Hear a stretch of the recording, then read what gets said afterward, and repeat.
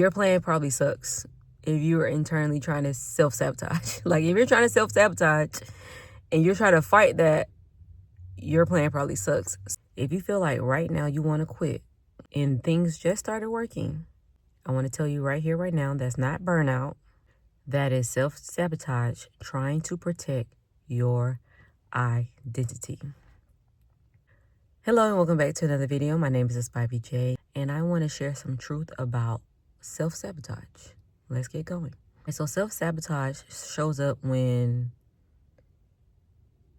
your workload increases, your visibility increases, your standards increase. And the issue with it is your self-image hasn't caught up yet. Your self-image hasn't caught up yet. And you've never carried this much before. It's feeling real heavy. You've never carried this much before. So of course it's going to feel heavy mentally, physically. You're dragging yourself. You're using coffee to sustain yourself throughout the day. You're having to resort to external things to pull you through. It's heavy. And that's why your identity hasn't caught up with those increases. So you're probably asking, when self-sabotage shows up, you're probably asking, like, am I doing too much? Am I doing too much is usually like the first thing you're saying. Because most of the time you're self-sabotaging growth and you're turning back like, maybe I need to go back there where I'm more comfortable and I've proven that I'm capable of sustaining that level.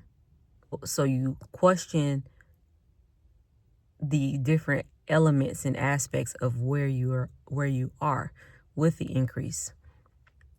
Like if, say, you got a promotion at your job, you get it, you worked hard for it, you earned it.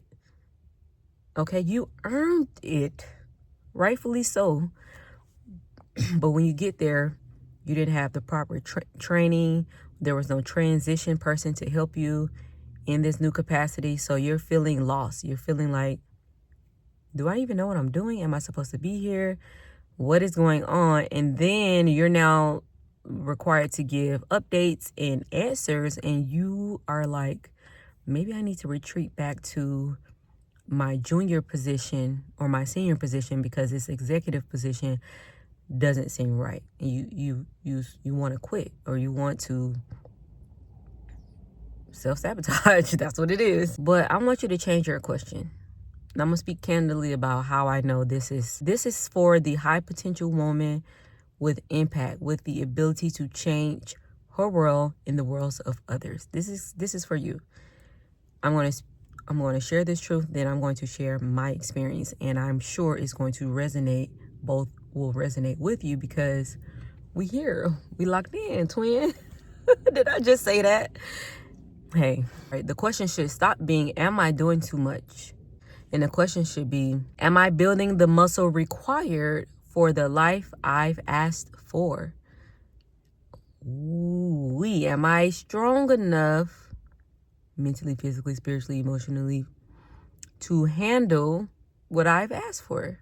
That's the question you should be asking. There's a difference between the two. And that difference lies between overextension and expansion. When you're overextended, it's like misaligned chaos. You're literally all over the place and you are struggling to keep up the bare minimum. It's misaligned chaos. It's all over the place and you're feeling lost, confused. You don't know what day it is and you're going through the motions, but you're not sure if they are the right emotions or actions or etc. because it's chaotic. That's overextension. Expansion is intentional stretch. So remember, you asked for this, meaning you were ready for it. If this speaks to you, you are in an intentional stretch. But let's be honest, your system needs a different level of you. You need to sleep. It's required. You can't outwork no sleep. You just can't. And you shouldn't. Because as a high impact woman, your rest is just as important as your work. You need both. You need rest. You also need structure. And you need sustaining structure. structure that's going to take you through different seasons. What you have to do in the next 8 to 12 weeks is very important, and it's going to require structure. It may not be the same structure that's going to take you from week 13 to week 33, but right now you need structure. You're lacking it. You also need spiritual grounding, whatever that means for you. And recovery built in, because it's going to be a season. The intentional stretch is a season that you're unfamiliar with, because you're going from one level to another. You're going from a different level. You're not on the same level anymore, which is good. It's something you asked for. It's something you earned. Yeah. Expansion without regulation. And let's be so for real. Expansion without regulation becomes sabotage. You gotta have some rules and regulations. You have to really get in tune with your star player. The great words of Cat Williams. Get in tune with your star player. That's what this is about. It's going to take you to the next level. And I know you're ready to get to the next level, but there's a gap, and you have to fill that gap in. That it's the hard truth. And I'm going to say this plainly, candidly, honestly. You don't want to pile on everything all at once. I say this when I speak directly to my habit architecture system. You do not want to pile everything on at once. You want to be strategic, and you want to have this strategy layered so that 1, is sustaining, and 2, you don't burn out, and 3, you don't retreat to quitting or retreat back to your previous position because you are afraid of what this next level requires. And when I talk about being afraid and fear, when I speak about this topic, I'm talking about your identity isn't comfortable with this newness. Your identity is trying to get you to safety. Your brain wants you to run back to safety because this feels wrong. This doesn't feel aligned, when in actuality, it's just the newness of it strikes an imbalance, because you have to have your nervous system catch up to where your position is. You have to fill in that identity gap. Right now, I don't know which habit, quote unquote, number I'm on right now, but I've been habit stacking since 2025. I started with my first, all of 2025, not all. The first 6 months of 2025, the habits that I stacked were all aligned to my weight loss journey. So 10,000 steps, water, fasting, alternate day fasting, strength training 3 to 4 times a week, stretching, whatever, addressing my eating, whatever the case is. And then about a few months in, I layered then something unrelated, which was me sending out a newsletter every Saturday. And then I layered it. So it went from a full weight loss focus to now it's in a different arena. They both require something different for me. Still similar principles like discipline, a devotion to getting done. But they are still in different lanes. And I feel very confident in my fitness journey. But for one, fitness, wellness, that's a lifestyle now. That's not seasonal. What I'm doing, weight loss journey, is seasonal because I'm not going to be losing weight forever. But you know what I mean? If you're unfamiliar with what I'm saying, is being on my wellness journey, I feel that it's automatic. But then adding on the business stuff, like the newsletters at first were difficult to add. And then I created a digital product, which for 4 weeks while I was creating it and testing it out myself, I did not write a newsletter. And I kind of gave myself an excuse, but nonetheless, I got it done. And then I haven't stopped since. And then what else did I layer on? Then I layered on the next thing, and then visibility. I started working on visibility and making things, making videos, and for TikTok at first. And then TikTok had them crazy terms and conditions. And I was like, okay, well, I was already doing 1 week of YouTube videos, and now I'm doing daily YouTube videos, and just building, okay? Just building. This is just one aspect of my life. And for some reason, And now with putting up daily videos, I started to question myself. Today's video 31 or 30. No, it's not 30.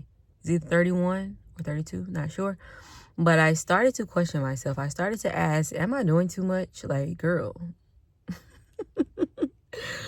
But of course, I have my mirror moments. I journal. I read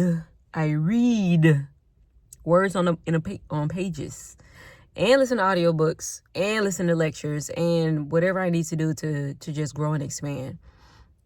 And what I realize is you have to pile this stuff on strategically. You have to pile these habits on strategically, not emotionally. If what you're piling on is strategic and you're still feeling stretched, then the way you're going about it may be wrong, or the way you're going about it can be improved upon. All right. This is not emotional. These are just facts. I don't want you burning out. I know you're a high impact, high potential. You have an amazing journey ahead of you. You're on an amazing journey right now, but you burning out doesn't benefit anyone, especially not you. So I want to let you know that there is a difference between stacking aligned commitments and then proving you can carry your weight. You don't need to prove anything, first and foremost. What you need to do is focus on sustainability. Is what I'm piling on sustainable? This is a part of the strategy. Can I do this long term? Is this really taking me from focus to misalignment? Is this taking me from focus to misaligned chaos?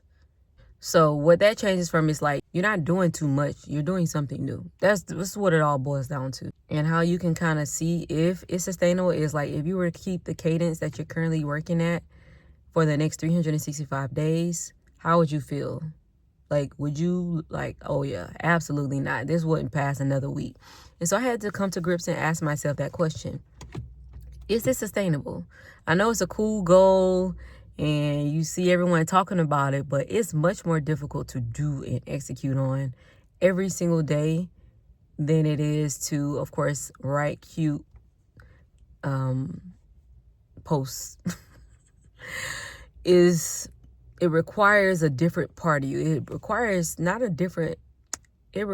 a deeper part of you to emerge when you devote yourself to something over a long period of time.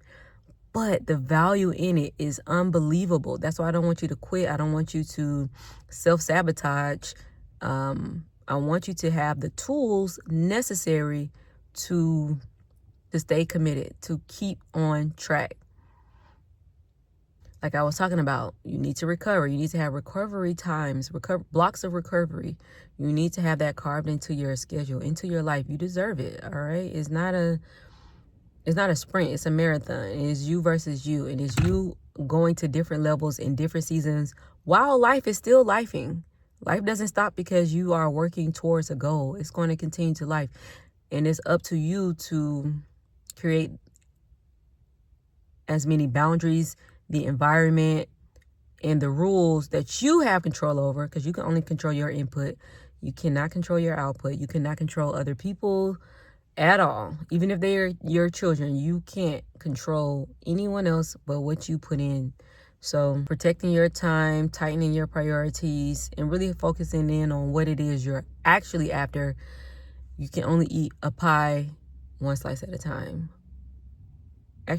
You can only eat a pie slice one forkful at a time. I mean, unless you gobble it down, but that won't be cute. Keep it cute. So what I'm doing for myself and to solve this problem is I'm removing performance urgency. I have a time management skill that I'm working on, and it's kicking my behind. And when you do something every single day, you don't have time to allow the truth to rise and fall and push it under the rug. It's coming up in the 24 hours.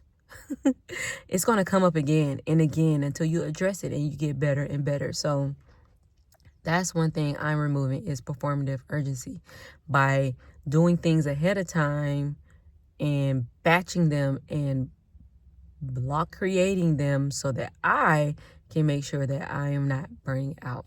And also removing invisible pressure. Again, comparing yourself to others online who may be doing a similar challenge to you. We not competing against them. We are first and foremost inspired, none hating. we are not competing with anyone else at all. So remove the pressure. If you get pressured, if you feel comparative pressure when you look at other people online, in person, doesn't matter, then remove them, block them, or put uninterested. But do whatever is necessary to remove invisible pressure. Because although we may think like, oh no, I love this creator, I love it, but they're on, say for instance, I'm on day 31. They are on day 301. The other person is on day 3001. Why would you compare yourself to them? And if comparing yourself to them, or even just seeing their highlight reel, makes you feel like you are behind, this is not even about being envious of what they have. Like, if it just makes you feel like you're behind and you need to do everything you need to do, needs to hurry up so that you can get to where they are because you see the light at the end of the tunnel, that's invisible pressure. Even though you might not be articulating it, if it comes up when you see their stuff and it's an internal feeling, then yeah, gotta go, because you deserve more than that. And also, we ain't comparing ourselves, baby, because you on your own lane, you blazing your own trail, which is going to always look different. The timeline is going to look different. The quality, the outcomes are going to look different, because no matter what you put in, your life experience is going to be unique to you. If you're in an intentional stretch, like you're going from the one level to the next and you don't want to look back, you're going to have to remove proven energy. Why? Because proven energy makes you perform. When you're building a dynasty life, that requires regulated strength. Proven energy a lot of times comes from insecurity.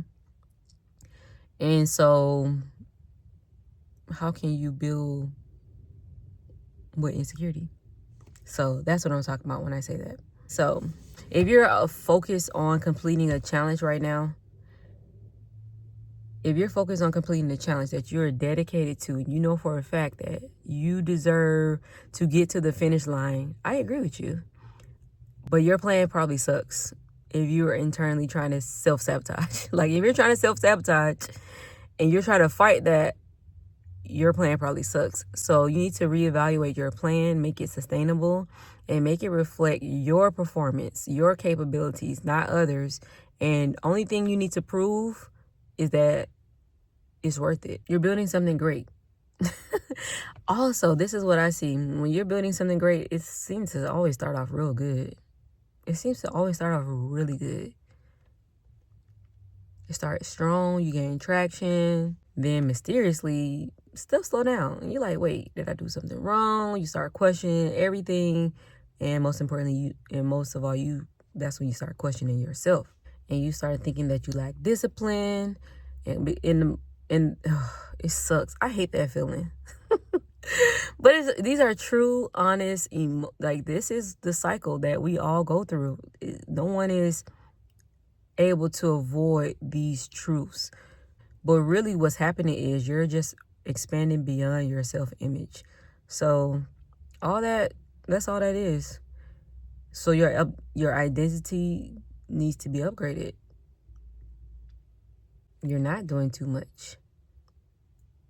So again, if you had to take away anything from this video, I want you to remember that I don't want you to shrink your vision. Do not shrink your vision if this is where you are right now. Don't compromise your vision. Don't shrink your vision. I want you to stabilize the execution. That's for me.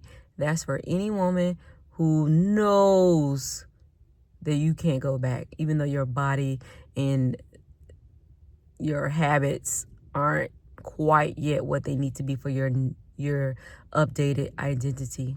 You're building a dynasty life, and that requires strength. Make a plan, execute the plan, make it sustainable. Don't shrink your vision. You got this. I believe in you. If you're interested in living rich on purpose. I'm talking about mentally, physically, spiritually, and financially. Make sure you subscribe. My name is Spivey J. I hope you have a beautiful day. Peace. You're beautiful.